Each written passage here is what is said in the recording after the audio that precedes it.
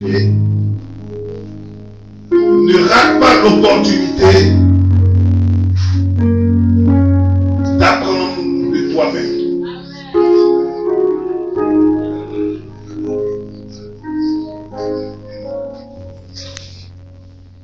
Dis avec moi, ne rate pas l'opportunité d'apprendre de toi-même.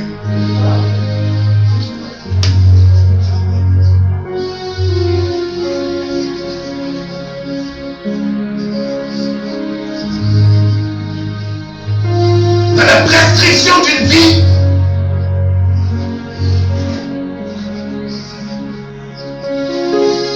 il y a la vie à caractère titre.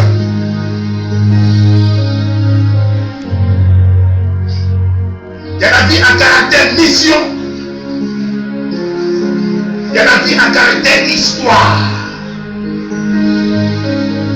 Ne rate pas l'opportunité d'apprendre de toi-même. Si nous voulons comprendre ce message, nous devons définir certains mots parlant de ce thème. Vous savez, chaque thème nous donne l'opportunité d'une ouverture. Lorsqu'un thème est évoqué, si vous comprenez ce thème-là, vous prenez la bénédiction qui se rattache à ce thème, parce que en Israël et depuis le temps des temps, les noms, les mots ont un poids, ont une influence. Je ne veux plus marcher avec des gens qui m'influencent. Je veux marcher avec des personnes qui peuvent m'impacter.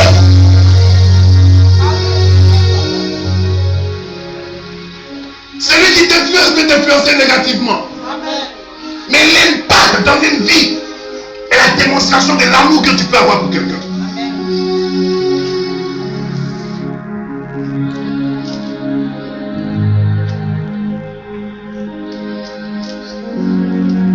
Je ne vais pas dire à ce frère, vous avez médité de me faire du mal, mais l'Éternel a changé en...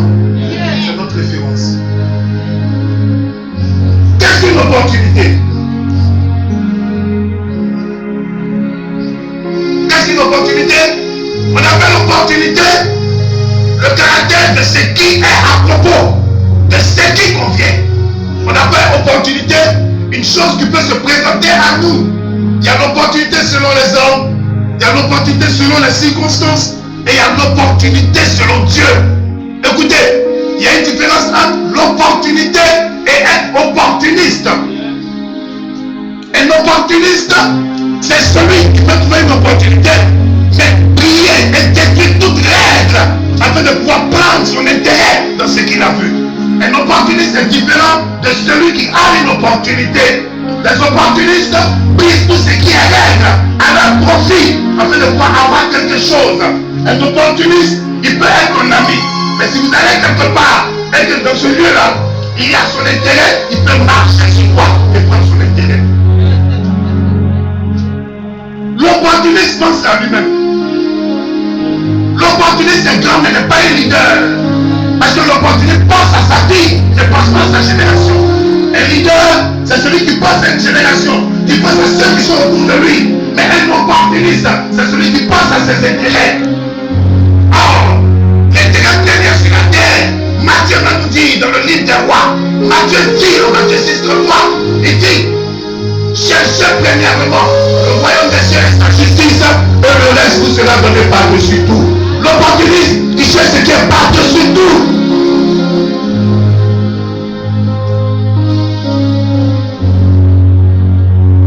L'opportuniste fait croire ce qui n'est pas.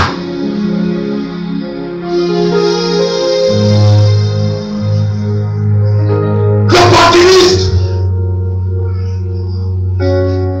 il n'est pas un dirigeant, mais en réalité,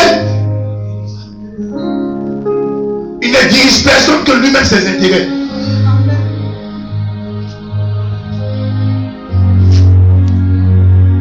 Ne rate pas l'opportunité d'apprendre.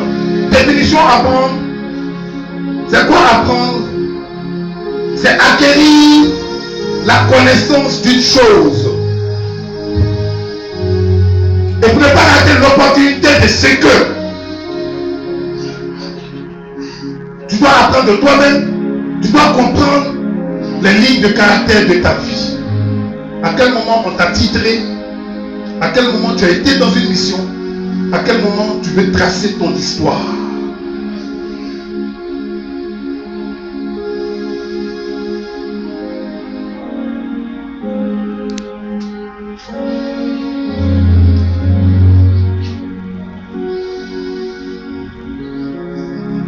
Dans votre vie et dans notre vie, il y a toujours quelque chose qui est tracé pour nous que Dieu nous donne. C'est notre destinée. Mais si vous n'êtes pas sur le point d'accomplir votre destinée, vous serez sur le point d'empêcher la destinée de quelqu'un d'autre de s'accomplir.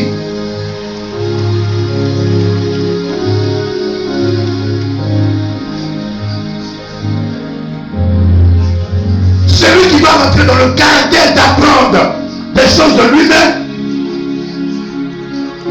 ou celle qui va rentrer dans le caractère d'apprendre des choses d'elle-même, ne s'occupe pas des critiques. Dans la vie, il y a deux voies. Il y a la voie des critiques, il y a la voie de la réussite. Les critiques vous ouvrent une porte, mais une porte à la limitation. La voie de Dieu vous ouvre une porte, mais une porte à l'excellence.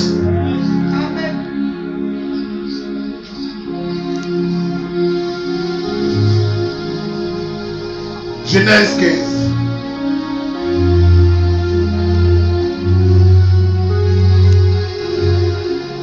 Versets 1 à 6.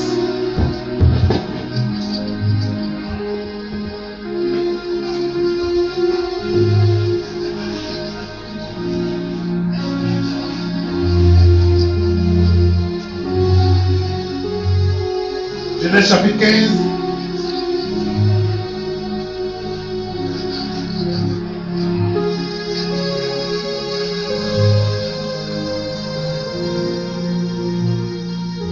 Verset 1 à 6.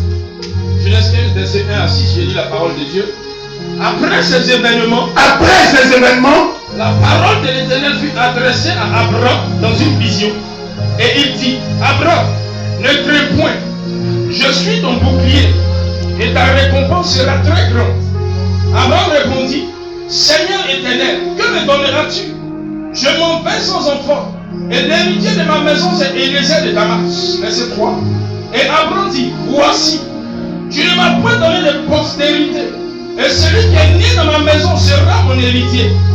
Alors la parole de l'Éternel lui fut adressée ainsi, ce n'est pas lui qui sera ton héritier, mais c'est celui qui sortira de tes entrailles qui sera ton héritier. Et après l'avoir conduit dehors, il dit, regarde vers le ciel et compte les étoiles, si tu peux les compter. Et il lui dit, telle sera ta postérité. Verset 6. Abraham eut confiance en l'Éternel, qui le lui imputa à justice. Alléluia. Alléluia. Gloire à Dieu. Ce texte a une explication prophétique. Bien-aimé, Dieu mettra toujours des choses devant vous. Et l'apprentissage viendra seulement de votre expérience. Quelqu'un peut t'apprendre quelque chose, ça peut t'influencer. Mais la chose qui sera pour toi un impact est la chose que toi-même tu as traversée. La Bible nous parle d'Abraham. Et Genèse est le commencement de toutes choses. Abraham est la personne avec qui Dieu a commencé le patriarcat. Il y a trois noms à titre répétitif de la parole de Dieu, Abraham, Isaac et Jacob. Et après Abraham vient Isaac, après Isaac et Jacob. Et Abraham est père de la foi. Et quand vous lisez l'histoire d'Abraham, vous verrez qu'Abraham crie en l'Éternel par rapport à une promesse que Dieu lui a donnée. Abraham avait une famille, Abraham avait des personnes autour de lui. Mais la Bible déclare que Dieu va se révéler à Abraham en Genèse chapitre 12, vous n'avez pas besoin de vérifier.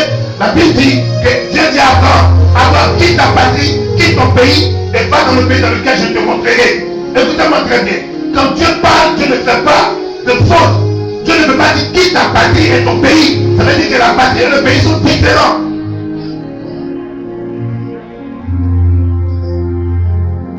Il y a des choses que tu peux penser quitter, mais tu n'as pas quitté.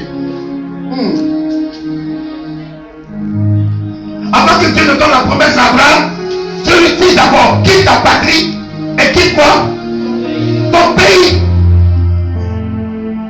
Le pays, c'est la localité comment? Territoriale. Et la patrie, c'est un lien, c'est qui t'attache. La patrie, c'est ta famille. C'est quoi on peut appeler certaines personnes patriotes? Parce qu'ils sont attachés à quelque chose. Pas par rapport à leur pays, mais attachés à elle, il y a une vision. Quitte ta patrie, quitte ton pays et va dans le pays dans lequel je te montrerai. Je voudrais dire à quelqu'un, je ne sais pas ce qui te limite encore et qui fait que tu n'as pas encore appris de l'opportunité des choses qui te concernent. Mais à partir de ce matin, les choses qui te retiennent, c'est des choses que tu ne peux pas partir.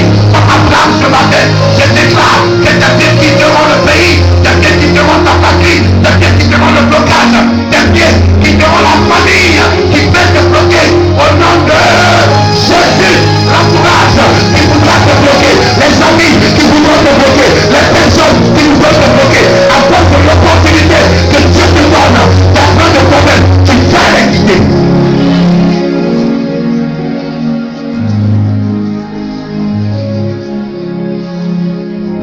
Quand Dieu veut faire quelque chose avec quelqu'un, Dieu marche dans l'esprit d'une vision et ses objectifs. Tu ne marches pas par sentiment. Dieu veut te détacher de quelqu'un auquel tu n'avais pas pensé. Abraham était avec son père.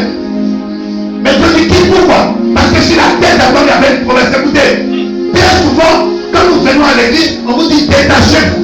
Mais il est difficile de nous détacher des choses auxquelles nous étions attachés de lui. Et ce qui est détachement, c'est le sentiment.